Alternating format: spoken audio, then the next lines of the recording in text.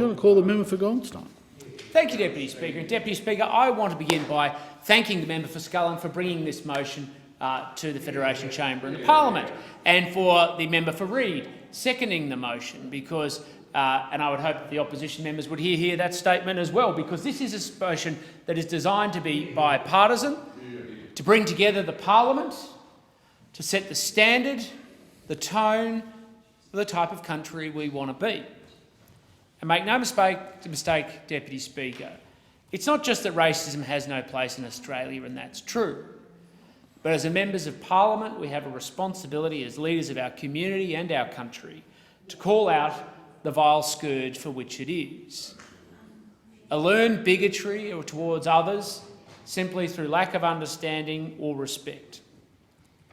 And it is a vile scourge, with all forms of bigotry against other human beings in understanding and dividing us against our common humanity.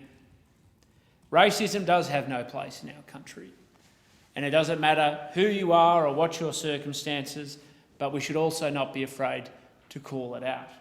And particularly when there is any increase against a subsection of the community, such as discrimination or harassment against people of Chinese origin because of a health crisis that could have started anywhere in the world, we should stand up and be proud.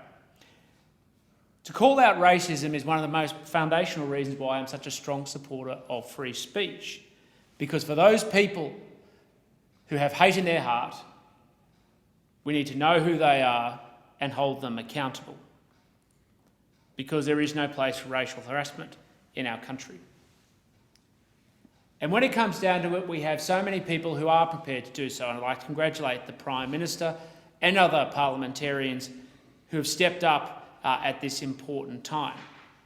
Now, the Goldstein electorate does not actually have a particularly high Chinese community, Deputy Speaker, but that does not negate the need and the solidarity for which we must all show towards others. We do have a very high percentage of people of Jewish heritage, and they know firsthand in Goldstein the consequences of racial and ethnic bigotry and how it can corrode that sense of social solidarity and compassion and respect around our common humanity. And it all comes from the same basic origins: ignorance and a lack of respect and understanding, and seeing points of division rather than our common humanity. So whether it's anti-Semitism, bigotry and racism towards people of Chinese heritage or any other type of heritage, we stand proud and strong. And we do this obviously against the backdrop right now of the challenges of the COVID-19 virus.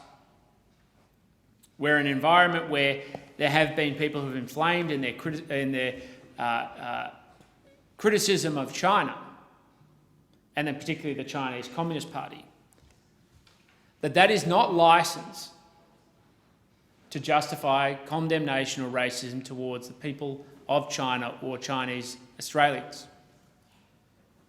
Because they are not responsible. I mean, the people of China never had a vote on the Chinese Communist Party and whether they're the legitimate government of their nation. And there's a reason why the Chinese Communist Party is using racism, and they're pointing their finger at us and other countries, because they want to shut down debate, because they want to deny the speech and respect for free people everywhere, and using it as a form of a weapon. And we must call that out as well. I know they've made a series of allegations, Deputy Speaker, about our country to dissuade students and tourists to come to Australia, alleging that there is a scourge against Chinese people and racism against Chinese people. But that is not who we are as a country. That is not who we are as a people. And it is not the type of community or country we want to be. One of the most beautiful things about our country is that it's open, tolerant and respectful towards others. We are, of course, a country on a journey towards a greater sense of perfection.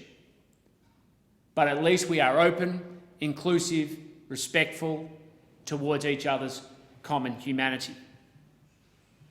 And maybe one day the Chinese Communist Party might be able to say the same. I but thank not the now. member for Goldstein. Question